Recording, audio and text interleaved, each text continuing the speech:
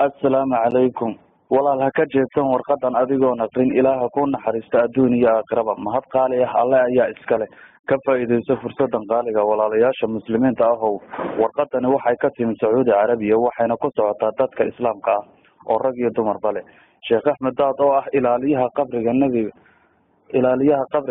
nabiga calayhi salaatu wasalaam ayaa waqti habeena markuu tukaday salaatul leyl kadib nabiga calayhi salaatu wasalaam ayaa yiri Sheekh Axmed Daad 60 milyan oo qof ayaa dhimatay oo qof kamid ahna jannada ma gelin Sheekh Axmed Daad aad buu u baqay sababtoo ah dadkii islaamka oo aan raacin jidkii nabiga calayhi salaatu wasalaam sidaa darteed dumarku ma ogola inay raacaan ragooda markay wax faraan cawradooda ma asturaan dadka maalqabeenka ahina xoolahooda masaakiinta islaamka in yar wax kama siiyaan dadka xajka aadaana ma tukadaan waqti kasta nabigu calayhi salaatu wasalaam wuxuu yiri Sheekh Axmed Daad oo u sheeg dadka islaamka ah si ay u wariyaan una qaybiyaan fariintan qofkii qaybiya oo badiyo waraaqaha ku daabaca riyadooda ama niyadooda waxay ku qabtaan way arki doonaan haddii ilaah idmo qofkii isagoo deyn qaba warkan baahiya ilaahay baa ka saacidayo inuu deynta iska bixiyo Sheekh Axmed Daad haddii waxa aan sheegayo been yihiin alla iimaan naxariisto jannadiisana ha iga dheereeyo muslimiinta oo dhan ha raacaan diinta islaamka waxay farayso hana ka haraan waxay ka reebayso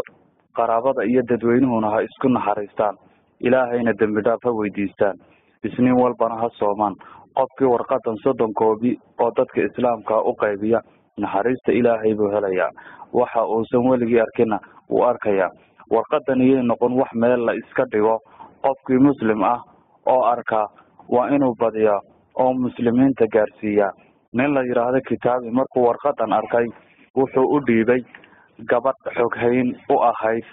waxayna ka qortay 29 koobi wayna qaybisay nasiib wanaag maalmo gudahood ayay heshay waxaynan weligeed ku riyoonin nin kale oo la yiraahdo Sayma Salman markuu warqadan arkay armaajo sanduuq ayuu ku riday wana ku hilmaamay shaqadiisina waa laga eriyay balse markuu waayay shaqadiisii ayuu xasuustay warqadan oo misana 120 koobi ka sameeyay falkaas wanaagsan kadib ayuu helay shaqo ka fiican sidii hore nin kale markuu warqadan helay wuxuu ka soo qaaday waxaan macna lahayn una jeexjeexay nasiib darro isla maalmo gudahood ayuu si dhib badan u geeriyooday si gudbi adigoo niyeysan wixii aad rabtay inaad hesho ha ka caajisin walaal. Assalaamu calaykum.